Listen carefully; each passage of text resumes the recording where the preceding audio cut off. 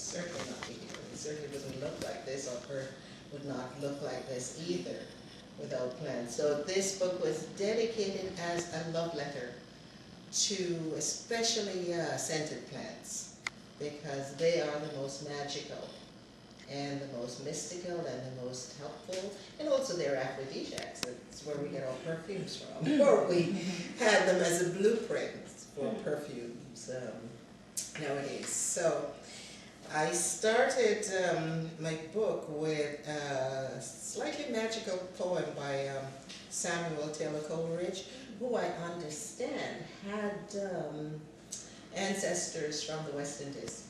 He's, he's supposed to be very English, but not really. You think of the Ram of the Ancient Mariner. There's quite a bit of magic in there. So the poem starts, what if you slept? And what if in your sleep you dreamed? And what if in your dream you went to heaven and there plucked a beautiful flower? And what if, when you awoke, you had that flower in your hand?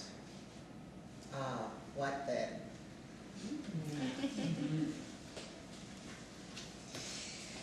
So, meditation is a very important part of my life. I don't always do it, but I think about doing it a lot.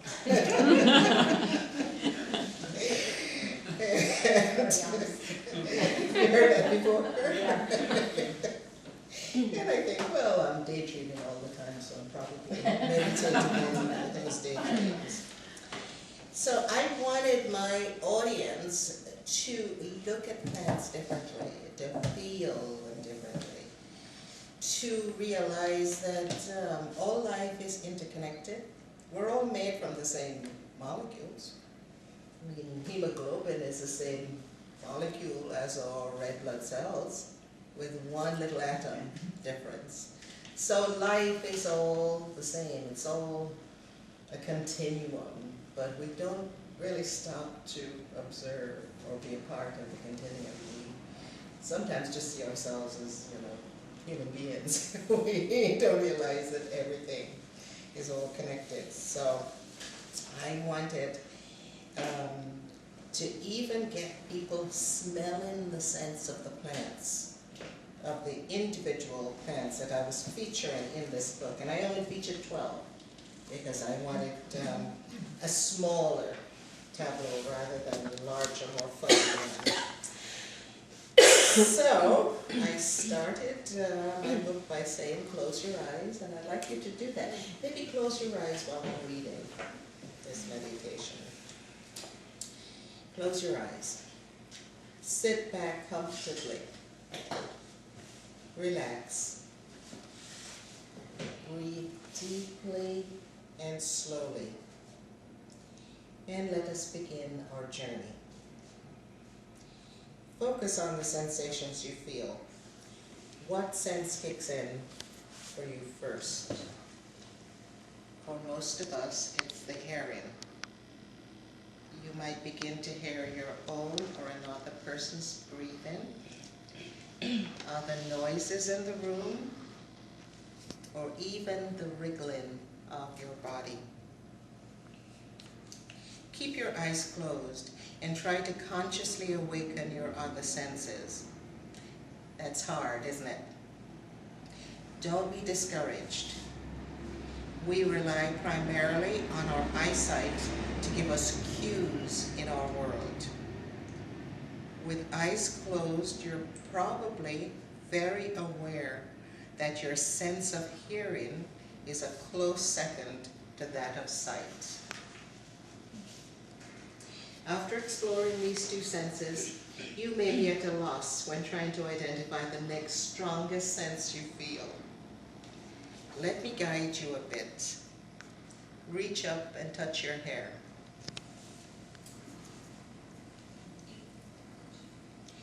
Then touch the back of your neck, your face, your clothes, your arms, By doing this, you are unlocking your sense of touch or your tactile sense. What do these areas feel like? Go back with eyes still closed and repeat this touching exercise.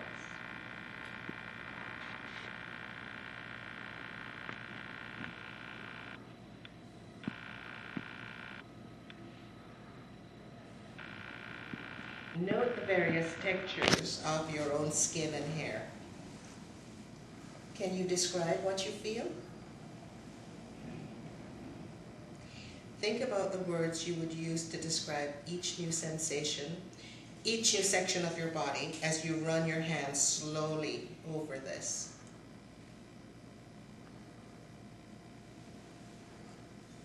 Commit these sensations to memory.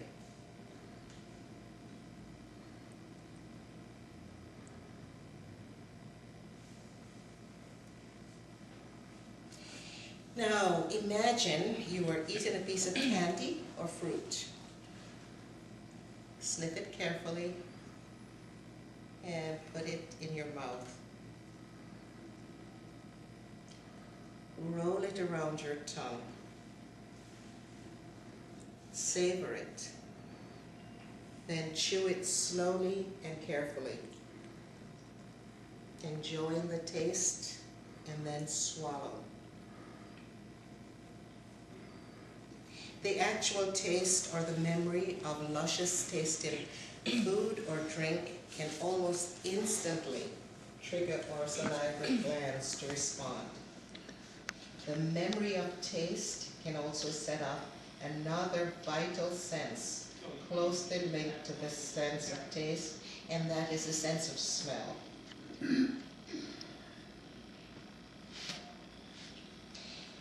Open your eyes. Now, you have homework when you get home. As part of this exercise, I want you to explore a few very different scents, including vinegar, for example, honey, peanut butter, lemon, even Asbury has a scent, believe it or not. Something like cloves, nutmeg, alcohol, perfume. Any household item, any ordinary item in your medicine cabinet, in your kitchen cabinet. How many of you smell the foods that you eat before you put them in your mouth? And show of hands.